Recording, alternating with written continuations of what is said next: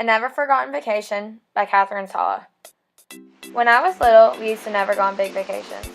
All the vacations my family would usually go on would be vacations for my father's business trips or for my travel soccer team. But the summer of me going in my 6th grade year, that all changed. My dad decided to surprise my mom, my sister, and myself with a trip to the Caribbean. My little sister and I were so excited. We had never been there before.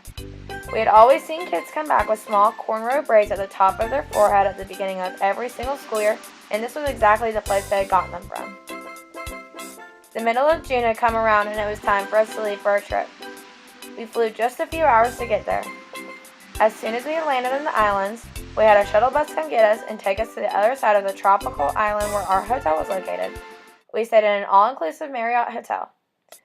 That night, my parents talked to some islanders and figured out the best things to do on the island. So, the first day we went on a submarine down at the bottom of the ocean. My little sister and I had never been on one before. We saw stingrays, sharks, eels, and all the other creepy crawlers of the sea. My sister and I were so interested in all that was happening along the ocean floor. Day 2, we went to the shops of the island. I had a nice islander put 4 tiny braids in the top of my hair with different colored beads. After that, we took a boat to the 2 other surrounding islands and checked those out too. The 3rd day, we all went to the opposite side of the island where there was restaurants along with many other activities that you could do. One of the activities was to get in the shark tanks. So, my 10-year-old self decided to get in the shark tank.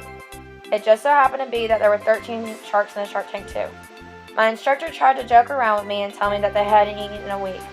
I was so frightened, but instead I got inside with the instructor. I was forced to do it by my parents because I had already paid and there were no refunds. So I held my breath and got in the shark tank. I started to walk around in it following the instructor and realized to myself that it wasn't so bad after all. I was thrilled when I got a picture in the tank with the big bull shark. The last day of the trip was one of my favorite days. We went to a small beach at the end of the island named Cocoa Beach. One of the islanders we had run into had told my parents about this beach and told them of all the fish loved milk bone dog treats. My parents, my sister, and I were so confused, but like they said, we went out and got the dog treats. We arrived at the island midday and there were people everywhere of all different colors and races. We crushed up the dog bones in our hand, got in the water, put on our goggles, and dropped in the water for the fish to eat it. It was like something I had never seen before.